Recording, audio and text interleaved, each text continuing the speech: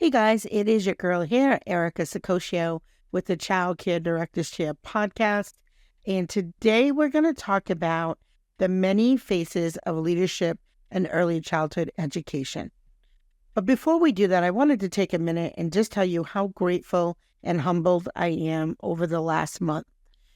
I have had the opportunity to be on several podcasts, and I've got to meet some of the most amazing podcasters. And just share, best practice and what really just keeps us motivated and going. And, one common thing that definitely came across was all of us were leaders in our industry. And I thought that that was very telling.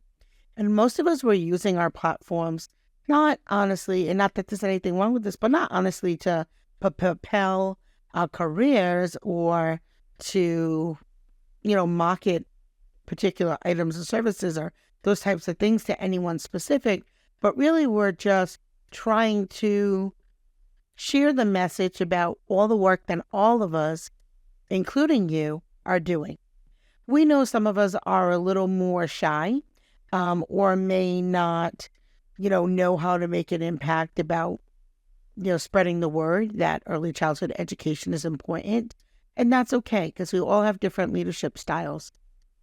And I don't really want to talk about advocacy so much today, but I did talk about it this morning on Jamie's show, the Forgotten ECE, which is a school-age podcast. But so advocacy has been a lot on my mind today, as it often is. But I really just wanted to kind of talk about leadership, and it just made a correlation for me. And so many of you that tune into this podcast on a regular basis, are leaders, and I'm fully aware of that. But have you really thought about what type of leader are you? And there's several different kinds of leadership. And I really feel like this might be an area that I'm going to explore more. I'm very clear on what type of leader I am and what it means to me. But I am really interested to also know what you all think is a leader. So I think I would like to maybe do a few lives where we could talk about it together, because as much as I love talking and creating the podcast, I really am dying to engage with all of you in a meaningful way. So maybe doing a live seems like a good idea. So if you think it's a good idea, let me know. Text us in the notes, the show notes. There's a little box that says text the show. That's what I mean to say. Text the show, but text the show. Because I really am jazzed about talking with all of you. This podcast isn't about me. It's about you. And it's about whatever I can do to help you, support you. And it might be just to hear you cry. It might be just to hear you rant. It might be to hear your great idea or your best strategy that you want to share with the rest of us. But that's what we're here for. That's what this platform is here for. I want to give to you, and I want to give you a place where you can share your voice, where we can give to others.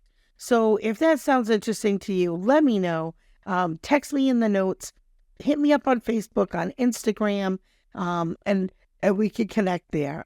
I hope that is something that resonates. So when I think about leadership, I think about a few things. I definitely am more of a servant leader, and there are people in my organization that are not that style. And I know that there's, again, as I said, many different styles of leadership. But for me, I like the servant leadership. Now, of course, I can have a blended style depending on the task at hand or what I am going through at the moment. But my wheelhouse definitely is servant leadership. And for me, leadership isn't just about like taking charge. It's about inspiring my team, inspiring my students or my families. And it's something that I do with anybody that I come across. And for those who know me personally, they can really attest to this. You could be anything. You could be an artist. You can be a writer. It doesn't matter. You don't have to be in the ECE field. If I know you and I meet you and you tell me your dreams, I'm going to push you to move towards those dreams. I think that it's so important, but I'm inspired by hearing stories and learning more about people. And I think when you do that, you really have this connection with people and you can then inspire them because you know them. You're connected with them. So that's one of the reasons I typically will talk about being an on-site owner, only because when I say I know my people, I mean I really do know my people. But it's not just the people within my four walls. I want to know the folks in my community. I want to know you. I want to know the folks in the ECE community, not just in the US, but in Canada, in any other country that wants to talk with me. I would love that. But I think leadership is really inspiring people, guiding people, and supporting others. And when I say guiding, I mean if you know how to do something, you can show them, but then let them do it. Give them the opportunity to try and fail. And supporting others. Supporting others sometimes means that we're not supporting ourselves. And what I mean by that is, maybe you have somebody who you really love, who's really great, and they're ready to leave your program. But that might not be the best thing for your program, but it certainly could be the best thing for them. And so you have to be a good leader and let them go graciously, support them, and let them move on. And they can then achieve their common goals and their visions. And I think, when I think about how opening up a childcare center was my dream, that might not have been the dream of my teacher. Sometimes you'll have folks that are in the care field. Maybe they're in school to become a CNA and they work for you right now. So that's why when you're interviewing folks, you may have a college student who is going to work for you for 4 or 5 years, but their end goal is to be a teacher in a public school or to work with special needs children in an ABA program. Whatever the goal is, they may not see themselves with you forever. And if they do, sometimes that's not a great sign of a good leader either, because if you're growing your people and inspiring them to be their best, there's a good chance they're going to grow out of your program. And that's okay. And you have to understand that that's okay. And once that happens, you should be proud of that because you had a part in that. And for me, leadership in early childhood education means creating a nurturing environment for both the children and the staff where everybody can thrive. It's about setting a positive example and certainly being approachable, because I know there are a lot of leaders out there that are not. They're not approachable. And so what does that look like? Maybe it looks like certain hours of the day, your door is wide open. And maybe your team knows if they're having a breakdown or a parent, they know that if that door is closed, of course with boundaries, but if that door is closed, they know they can knock on it and you're going to open it and you're going to welcome them. And I know some people are going to say, no, set your boundaries. Yes, of course, set your boundaries. But I promise you, there's nothing that I'm working on the other side of the desk that's more important than a person who needs to talk. And when you do that, when you give to people like that, they give back to you, and they certainly try to give back to you as much as they can. And setting a positive example. When somebody comes and asks you for something, how do you respond? Are you positive? Do you say, don't bother me with that right now? Or do you say, I would love to talk with you about that? Can we schedule some time towards the end of the day? I'll put 20 minutes aside just for you. So you have to be that positive role model. And for those of you who think you know all the answers, you don't, because I certainly don't. Get in the rooms with your teachers and see what it is that they need help with. And don't just give them like a recommendation and say, oh, here's this article I found. Show them. If you can do it better, show them. Lead by example. If you hear a teacher is stressed out, they're not able to make it through the day, what are you doing about that? Or the opposite. Maybe you hear something really great going on in a classroom. You better trip getting out of that room or running to catch that, right? And sometimes it's the teacher, sometimes it's the child, but really making sure that you're making a positive impact in your program and setting that positive example when you're walking in the morning. A smile, put down your stuff, go say hello to everybody, check in. So for me, that's kind of where my leadership falls. Also having a clear vision for the future. And again, I know that that's really hard right now because the future isn't very clear. So you have to determine where you're going to move your program. How are you going to do this? And maybe it's you're going to go all in infant toddlers. Maybe you're going to go all in with before and after school program. Maybe you're going to be a super boutique preschool. Maybe you're going to collaborate with the school department and have some of your classrooms become a state-funded pre-K. You have a lot of choices. There's lots of choices. There are other ways that you can bring in revenue to your program as well. You can offer family nights.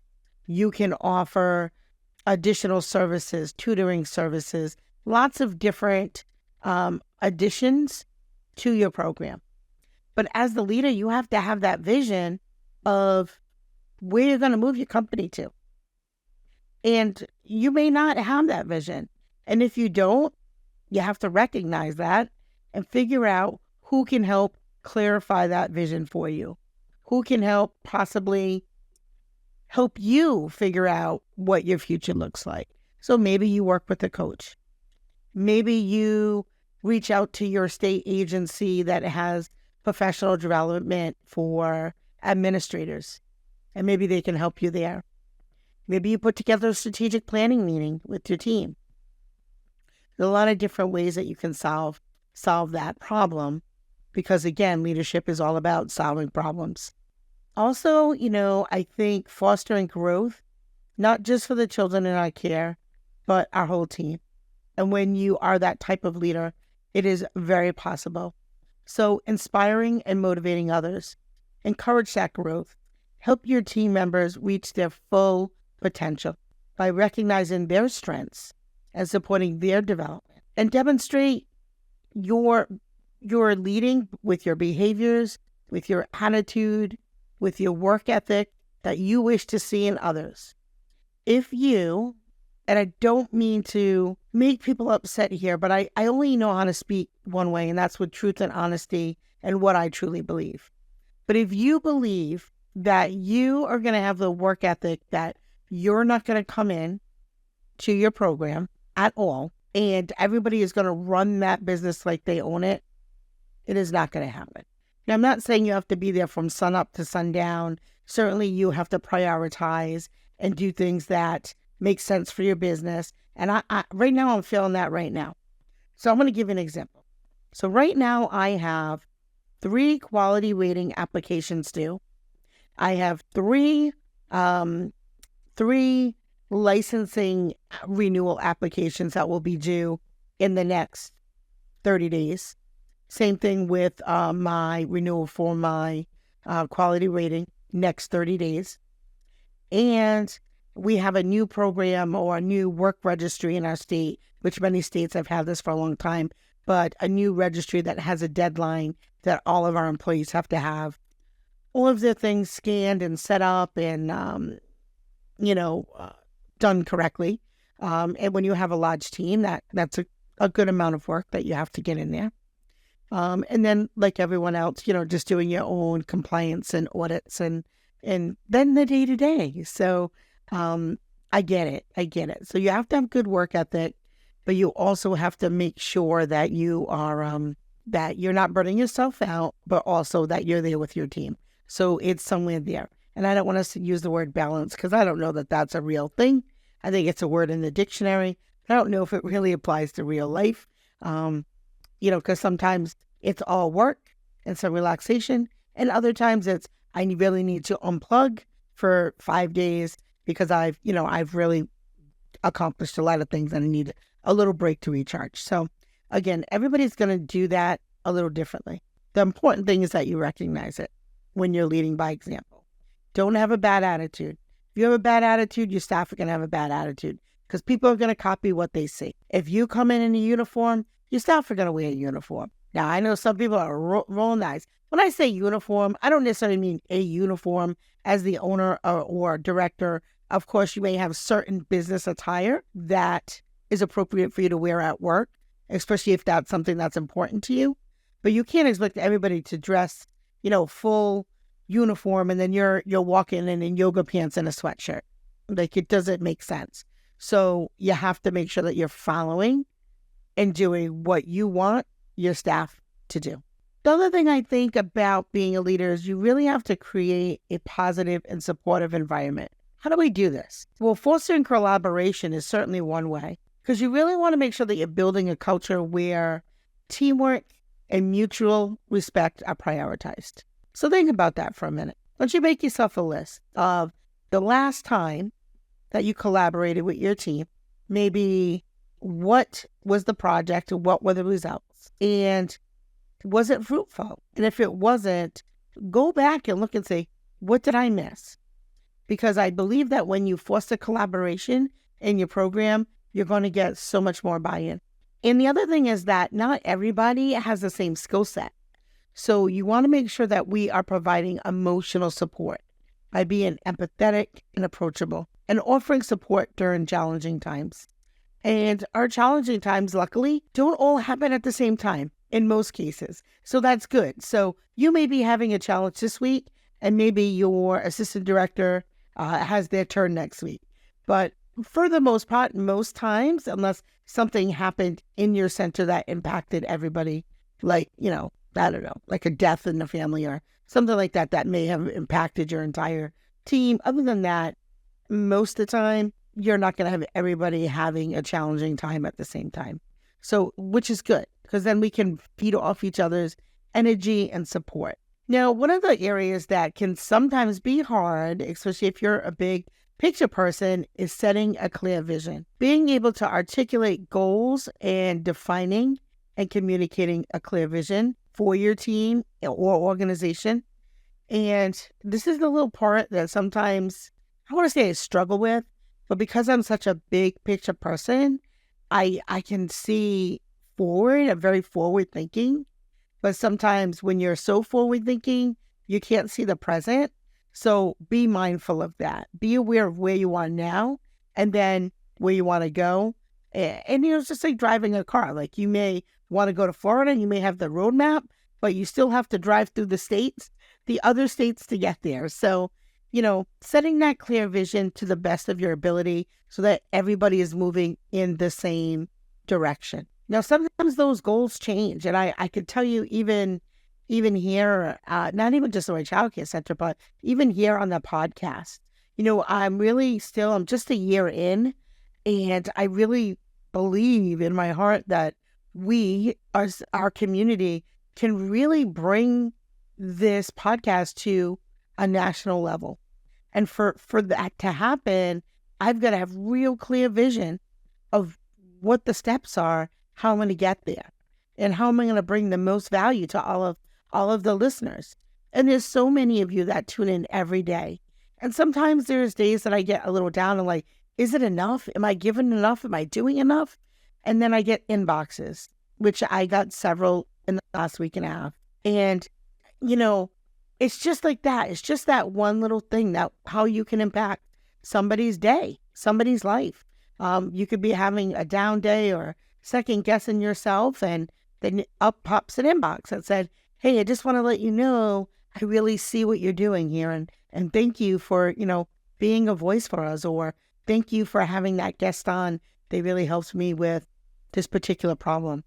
And so, I want to again thank all of you, because, they talk about consistency, and we've been recording literally every day over a year.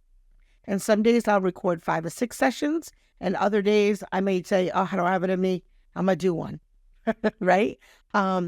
So anyway, getting back to being a leader, setting those clear visions for your team and empowering others. And so when we empower others, sometimes that gets scary for folks, because they may be the one that has all the knowledge, or the gatekeepers, if you will.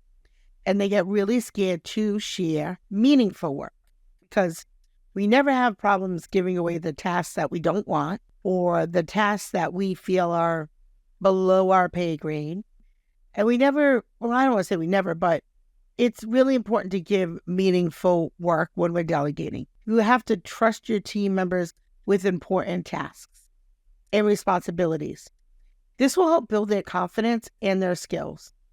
I have to tell you, I'm the only one who's ever really completed our licensing other than Miss Linda, who hasn't worked for me in, oh my gosh, almost 17 or 18 years due to medical conditions. So she used to help me with the licensing, but like the entire licensing packet.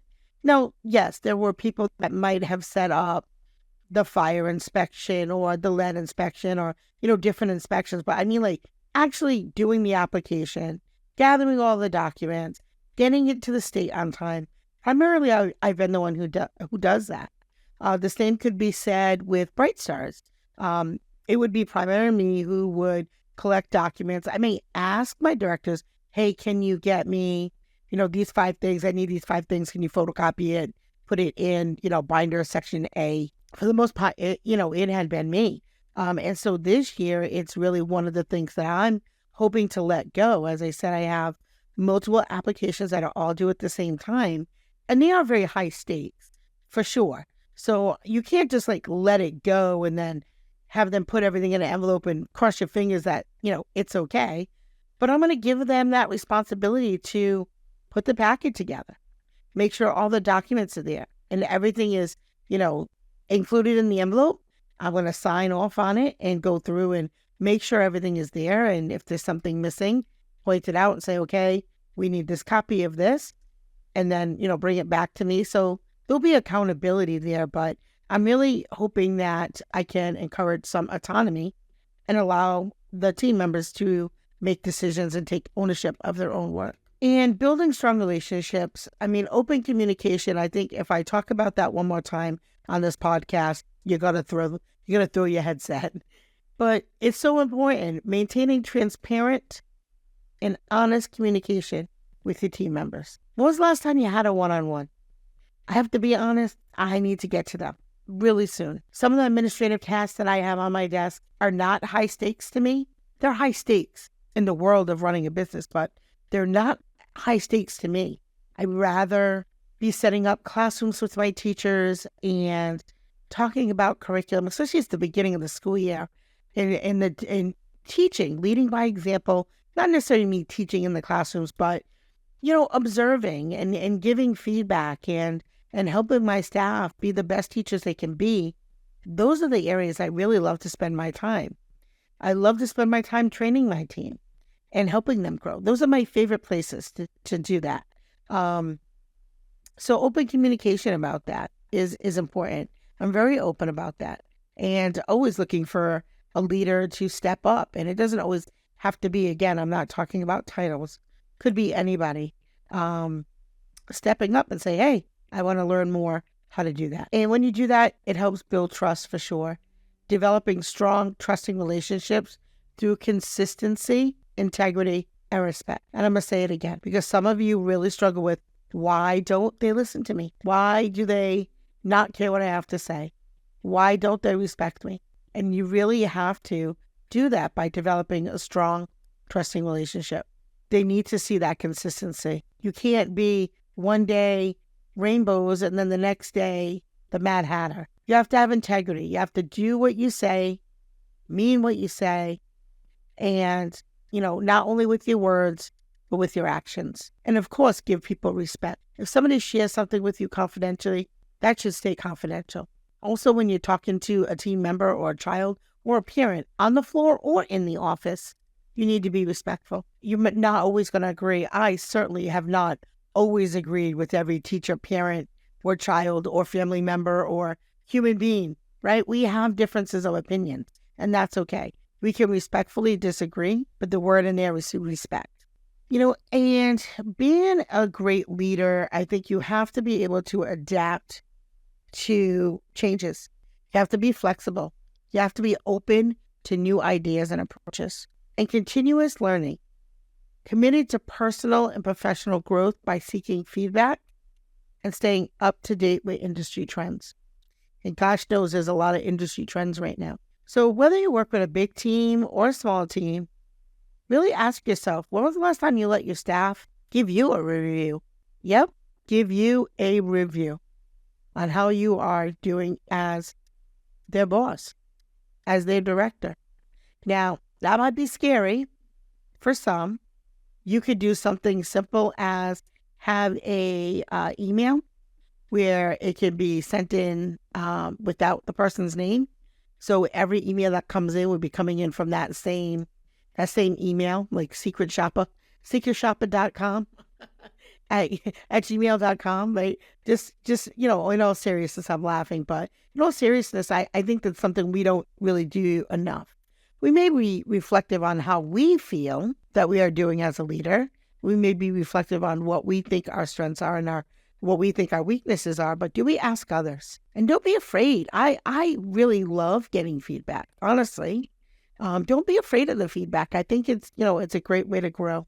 And when you have a good understanding of what it is and why we are doing what we're doing here in our programs, it allows you as a leader to make ethical and thoughtful decisions and be considerate with your judgment. When you make decisions that are fair, ethical, and in the best interest of your team and your children, you will go very far in this business. You have to balance the different interests and weigh various perspectives and needs to make well-informed choices and decisions. Very often when I call my managers in the morning and I say, all right, give me the news, it's usually what are the counts, how many kids, how many teachers. Now we have ProCare. I can log in and I can see what the computer says my numbers are. But I like to touch base because I feel like there's that human factor that helps me.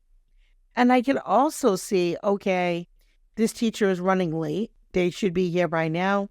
I don't see them clocked in.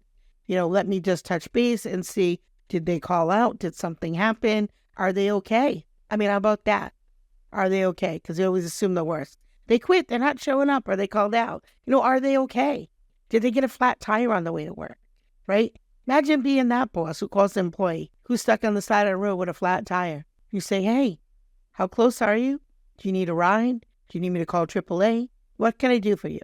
Instead of, well, I'm so sorry you got a flat tire, but what time will you be here? Now, I understand we all have ratios. I do. But is that really thoughtful? Is that a thoughtful decision? Or maybe that conversation could go more like, I'm sorry that you got a flat tire. I hope you're okay. Be safe. Move out of the way. Do you have help coming? Do you need me to make a phone call? And then say, I'm going to get with the rest of the team to see what we can do for coverage so you can safely take care of what you need to take care of. And I can tell you right now, just from talking to teachers, that is not always the response that they get. Now, you can't predict when you're going to get a flat tire, so you can't phone home in early, if you know what I mean.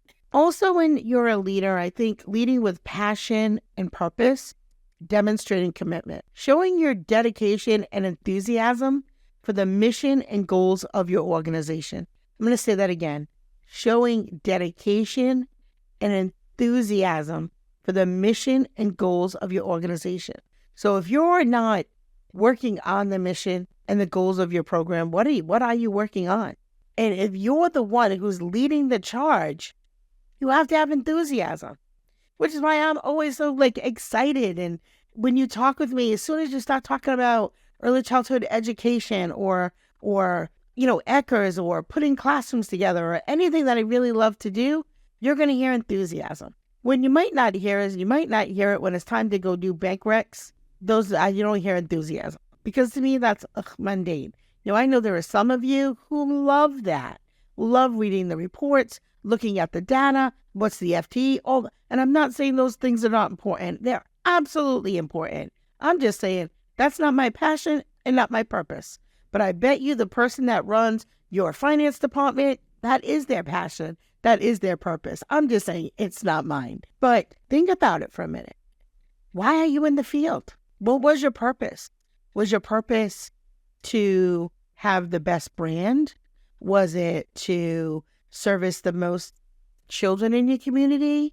Was it to have the most regarded school? Whatever it is, re-look at that. Are you on track?